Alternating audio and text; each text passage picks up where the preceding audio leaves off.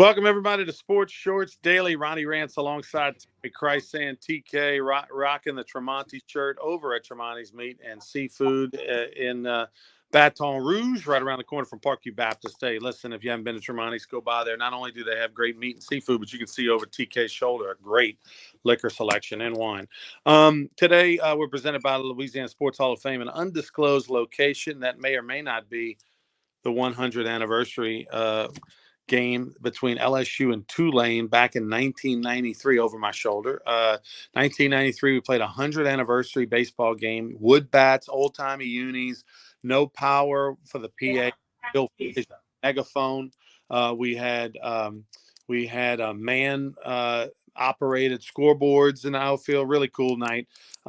Anyway, speaking of, and of course, LeBear's over at LeBear's. I'll be there this afternoon, going to have lunch at LeBear's in the sports book today, TK. And then at 1 o'clock is going to be the Titan Combat Sports MMA weigh-ins and press conference and all that kind of stuff. It's going to start at 1 o'clock. It's open to the public. So come on out, have lunch. Where are they doing the weigh-in specifically? Well, they're going to see all the official stuff in the Chatsworth room, but then they're going to do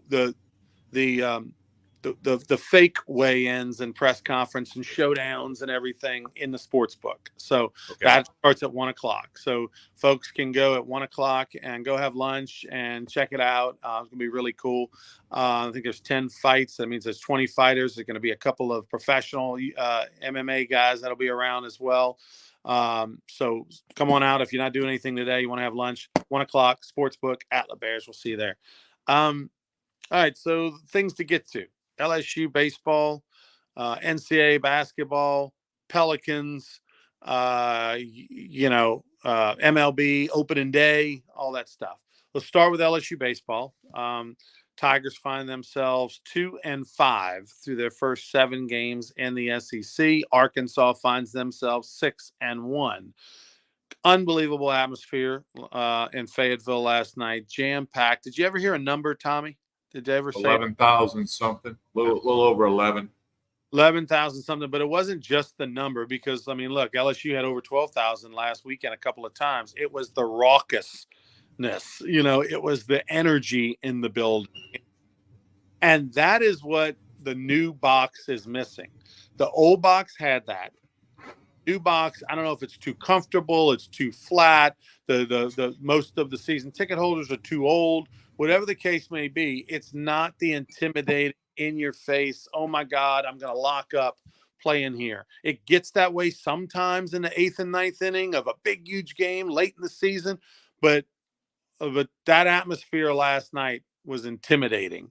And LSU's pitchers were rattled. They walked 11. LSU's batters struck out 19 times. It's amazing the game was 7-3, honestly.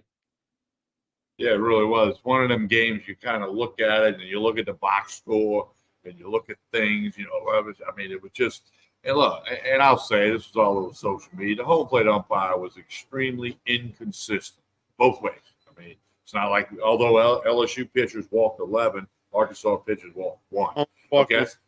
That's kind of like the basketball game where one team shoots 24 free throws, the other one shoots 4, and you kind of got to go, okay, that can't really be that way.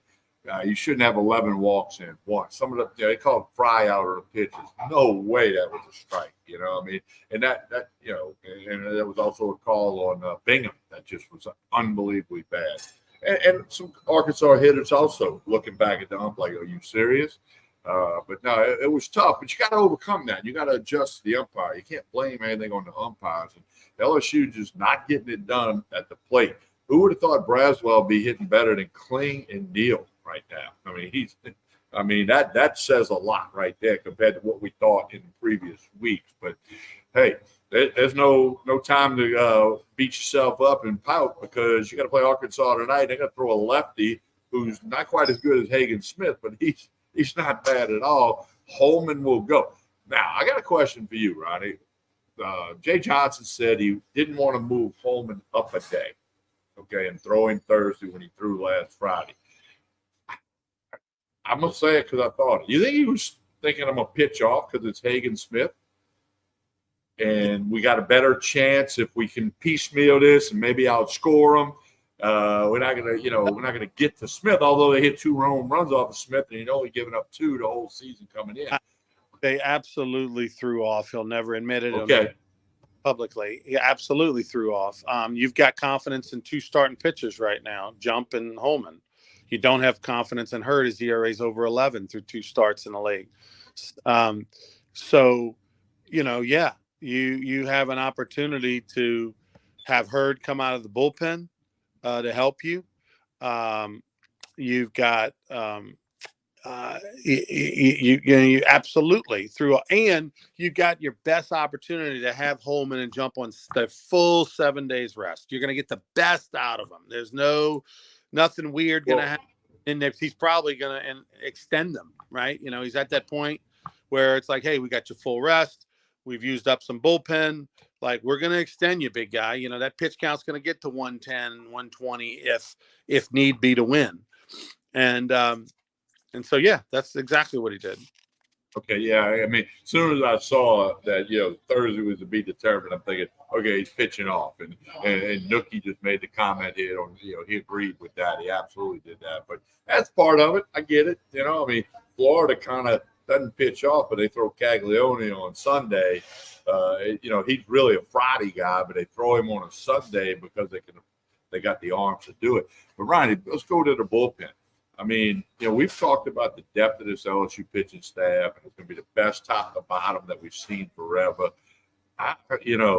When you can't throw strikes, you get 2 strikes on people, and you can't get them out. And when I always say this, because I notice it, you notice it, everybody knows it, not only are they missing the plate, they're missing by a lot. It's not even that one where you could hope the ump would throw the right arm in the air, or you'd hope the batter would chase, but it's just, man.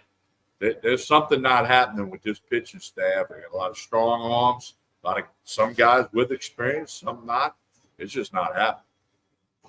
Yeah, it's a bad deal. Like as a group right now, I think before the season, and I was careful to say this, I didn't necessarily say, and I don't think others said that it's going to be the best 1 through 20. It's the most talented 1 through 20, and that's a big difference. And I was sure to say that because this was a possibility, or not a possibility that they would have these struggles, but the possibility that talent doesn't always show itself right now. There's no doubt Cam Johnson's going to pitch in the big leagues. There's no doubt that Moffitt's going to pitch in the big leagues. But are they going to figure it out at 20, 21 years old? Or are they going to figure it out at 23, 24? 23, 24, they're not at LSU. Doesn't help us any. But as far as like 6'5" pitchers, especially Johnson, right? 6'5" lefties walking the planet that throw 95 to 100. There's just not many of them in the world. So naturally, he's going to get every opportunity. He's going to work with the best pitching coaches in the world. He's going to get picked up. No matter his struggles, they're going to keep wheeling him out there as long as he's standing upright, throwing 95 to 100.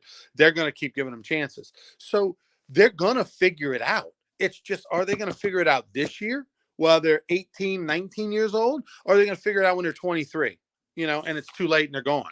And that's where LSU's at with a lot of these guys. They're uber talented. They're like the little fawns, when they're born. They stand up and then they fall down, and they stand up and then they fall down, and they wobble around a little bit. That's what they are. That's what LSU's got. And unfortunately, they're going to have to go through their struggles.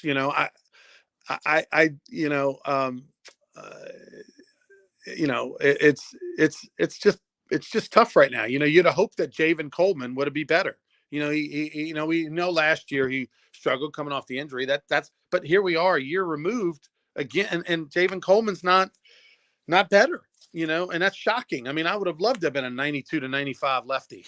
My God, but it doesn't matter how hard you throw if all you can do is throw it down the middle and hope for a strike. Like, if that's all you can do, then it's not good enough nowadays. These hitters are too good. The coaching is too good. They're able to visualize and see the computer and simulate and get their timing down. And then they're able to have a coach yell, hey, it's 2-0, 2-0. And then they've got the data that shows 97.8% of the time on a 2-0 count, he's going to throw a fastball down the middle. Like, they have that info that they never had before.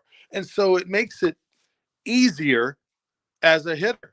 You're not up there guessing. You're up there with the percentages on your side. Hey, 2-0, count. Okay, 93.4% of the time he's going to throw this pitch. So I'm looking for that.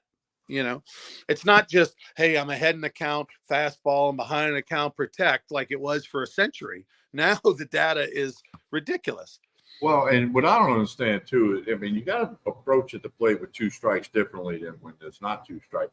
Yesterday, Jared Jones looked at a fastball for strike 3 on a 2-2 pitch, thigh-high fastball, split the plate in half, and he looked at it because he was obviously he was looking for breaking ball. He's looking for a breaking ball, and he just got pros locked up with 94, whatever it was, and with 2 strikes, you can't guess that Jared Jones not good enough to guess with 2 strikes against the quality of pitching that Arkansas ran out on a bump last night. Arkansas is the number 1 team in the country. Let's keep that in mind. They're number 1 in the country. Dave Van Horn, I think, is a tremendous coach. They got talent, just like LSU's got talent. And Ronnie, you're right. I did notice the atmosphere. How about when the bases are loaded, they all put the beer mugs on their head? I mean, A&M's got their ball 3, ball 4 thing. I mean, the box needs a fresh coat of paint. Would you agree?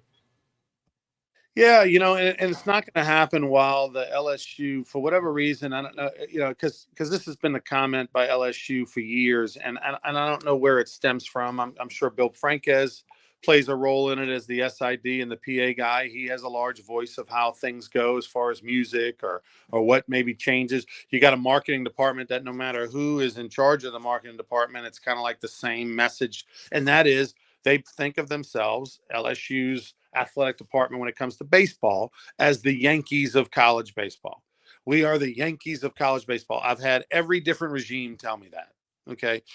And because of that, the atmosphere is like the fan base, old. The core fan base of LSU baseball is old. It's not electric. Ole Miss is electric. Mississippi State's always been unique, and it's even more so unique with their outfield and cooking and what they bring to the table. Arkansas is just crazy. Okay, maybe because they live in Arkansas, they're so excited to all be together at a fun place every once in a while. But you got and then South Carolina. If you've been to South Carolina, especially when they had it rolling, but even when they don't, their PA is fun, and they got these giant speakers in center field that shoot the sound towards the stadium. LSU's got this great stadium. Look at the Bananas. They had to bring in PA stuff. They had to bring in speakers because LSU didn't have adequate speakers for what they wanted to do with their show. It's time, man. Get with it. And unfortunately, Jay Johnson isn't that guy. He doesn't care about any of that stuff. He is just straight recruit baseball. Those things don't matter to him. As far as concessions and PA and loud entertainment, that's not on his radar. So he's not that guy. And so it has to come from the administration. And it's just, where is the modernization? Where's the minor league kind of atmosphere? Where's the collegiate atmosphere? There is no student section except for a couple games late at the end of the year where they make a difference. So it's, they're not getting lapped, but it's not the best anymore. We can tell ourselves that, and we can lie to ourselves, but it's not. The atmosphere isn't number 1. It's top 5, but it's not number 1. That and this year they're in jeopardy of losing the attendance. They might be second this year. I agree with everything you said. $50 million stadium with a $600 batter's eye. I mean, they just need a whole new plan. $36 million stadium. Yeah, that's part of the problem. It was $36 million back in the mid 2000s. And then Katrina hit, and the price of steel went up through the roof. And when it did, they had to cut back things at the stadium. They couldn't. They had the Plan A that was done, 2004, 2005.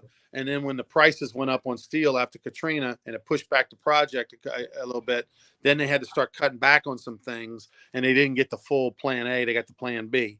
And then now that stadium is in another year or two, another couple of years time, he's going to be 20 years old. It's crazy. Well, I know at first they didn't finish all the suites, which they subsequently did finish in time, but still. But and I don't know. Again, when you see what they do at Arkansas and, like you said, South Carolina, A&M, Ole Miss, throwing the beers, and there's tradition, that has occurred that makes it fun for people to go to the park. So we'll see what happens. But, they still got to play 2 games against the number 1 team in the country on the road. And Arkansas fans are going to be more fired up tonight. 7 o'clock start. And it's on the SEC Network main platform. So we'll see what happens. All right, let's talk about NCAA tournament action yesterday, TK. Were you on any games? Did you bet any games? I didn't, but I did. I know Alabama knocked off North Carolina. Arizona went down. Arizona was one of my Final Four teams in my one bracket, and they didn't get it done. So 4 more games tonight. We'll have to see what happens. March Madness. Duke has not beaten a higher seed in 30 years. A better seed in 30 years, and we'll see if that happens tonight. So I'm not paying as much attention to that as I was yesterday to the MLB opening day as well as the LSU game. Yeah. Yesterday, you had a number 1 seed in North Carolina, and then you had 2 number 2 seeds, Arizona and Iowa State, all go down. So a lot of chalk to get to the Sweet 16, but then some upsets. At least on day 1. So looking forward to tonight, LSU baseball at 7 o'clock. I'll be watching that. Of course, I'll be at the sports book at LeBears watching that. LSU's women, when do they play? And next noon, right? Saturday. 12 noon against UCLA. UCLA is a 2 seed. LSU is a 3. We'll see what happens with that. It's going to be interesting. If they win and Iowa wins, there's a matchup. You can't get ahead of yourself. You got to worry about UCLA. They're a 2 seed. I can't tell you much about the UCLA program, but they're a 2 seed. And the women's tournament, more than the men's, it's chalk. Not every single game, but most times, a significant majority of the games, the better seed wins. That if LSU wins against UCLA, and that's a big if, and they take on Iowa, that's going to be Monday night, and it is going to be the highest rated game of the year. No question. A Monday night, the whole world watching, the men don't play on Monday. It would be just the women. And there's a reason that they play Monday Night Football, because the ratings are through the roof on Monday Night Football. And that will be that way for Iowa and LSU if indeed that happens. Yeah, that would break some records with viewership and all, but can't get ahead of themselves. Like you said, there's a question whether they can beat UCLA. Certainly, they're capable of beating UCLA, but they're going to have to do it on the floor tomorrow at noon up in Albany, New York. Yesterday, the Pels win. They have a 6-game homestand, and they are currently in 5th place, a half game behind the Clippers. The Clippers have played 1 less game than the Pels, but a big win last night against a good team in Milwaukee. And now they'll play the Celtics on Saturday. That game will be a 2 o'clock game, I believe, on Saturday. So a little afternoon delight over there. And the Celtics, of course, one of the best teams in the East. But hey, off to a good 4 home games left to go. Pels in a solid shape. This is a big stretch. If they can go like 5-1 at home or 4-2 at home, you can give them, get in maybe to that 4th spot. Then they get themselves almost a really, really good chance to lock in and be a top 6 spot, which is where you want to be, so that you don't have to do that play-in series. By the way, Ronnie, Zion has played in 62 games this year. That's a high mark for him in a career in a single season. So let's, for the Pelicans' sake, let's hope he can stay healthy. You're right. Cross those fingers. Don't get hurt. And see if they can't make a run in the playoffs. Yeah. What else we got, TK? Major League Baseball yesterday, opening day. Always fun, although it's not the same, where everybody opens on the same day and the Reds would play first and all that. We had games a week ago. Yeah, no, I watched the Orioles game yesterday. Ben McDonald and Jim Palmer, the color commentators, were doing a great job with that. Orioles had a big day at home. They have a raucous stadium. They have a stadium that makes noise. Of course, they won 101 games last year, won the East. So their fans are excited about this year. They got all the young, really good players. And maybe one of their best youngest players in AAA right now, the Holiday kid. But, the Yankees beat the Astros in Houston. My Texas Rangers had to go extra innings to beat the Cubs. Got it done. Arizona Diamondbacks scored 14 runs in the 3rd inning yesterday. It's a couple of teams that'll play today that didn't play yesterday due to the weather.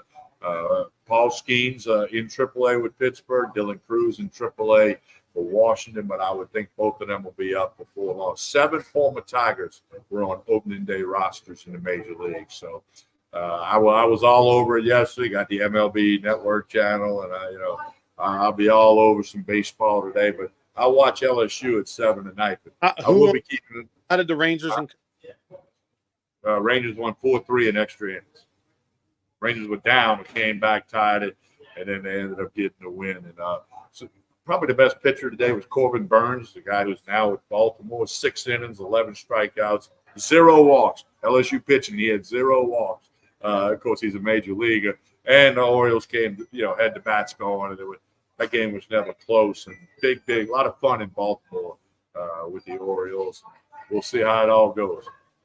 By the way, for those that looking for a little something to do, Saturday night over at the Texas Club, they got a big MMA fight, cage fighting over there, and mixed martial arts, Titan Combat Sports. Our boy Casey McKenzie is one of the promoters on that event, so good luck to him. I'll be over there as the chairman of the Louisiana Athletic Commission. We changed the name to Boxing and Wrestling. We're now going to use Louisiana Athletic Commission. Which sounds like, Tommy, I should get a suite for the Super Bowl with that title, right? I think, yeah, I'll vote for that. I'll vote for that. But anyway, looking forward to that. And you can get tickets online at Ticketmaster.com if you want to go check out this event. And Rougarou season, we are 60 days away, or 2 months away, technically, tomorrow. 2 months away tomorrow from the start of Rougarou. Unbelievable how it's here already. And so get your tickets at brrougarou.com. We've got a lot of merch available as well. And next week, we'll tell you about our golf tournament that we're going to have May 6th at Greystone. We'll give you all the details on the Rougarou golf tournament. But anyway, yeah, get your tickets at brrougarou.com. We'll have the mascot and our street team tomorrow out at the Texas Club for that MMA event. So we'll have our merchandise table. So if you happen to be out there, stop by, say hello. TK and I will be on the air tomorrow morning on Sports Shorts Radio, 10 to noon. We'll be at Fat Daddy's over in Plaquemine, along with Hunter McCann. Joel Davis will join us by phone. So make sure you tune in to 104.5 tomorrow, 10 a.m. to noon at Fat Daddy's, one of the best po' boy shops on the west side down there in Plaquemine. Tell us about Tremonti's as we get out of here, TK. Well, Tremonti's is loaded up with the Easter weekend, crawfish boiled and live. But they also got all the prime rib and steaks, ribeye rolls, shrimp rolls, whatever you want for Easter dinner. There's a huge selection of wine, bourbon, tequila, vodka. Tremonti's Meat and Seafood, Jefferson Highway in Baton Rouge. I want you to check it out. Again, don't forget Sports Shorts Radio tomorrow morning. We'll be there at 10 a.m. to 12 noon on 104.5 ESPN Baton Rouge. Do me one last favor, like and share this show. Like this show, share it, tell everybody about it. We're getting bigger and stronger each and every week, but it helps when you like and share this show. On behalf of everybody here at Tremonti's Meat and Seafood and Ronnie Rance, I'm Tommy Christ saying, have a great Easter weekend, everyone.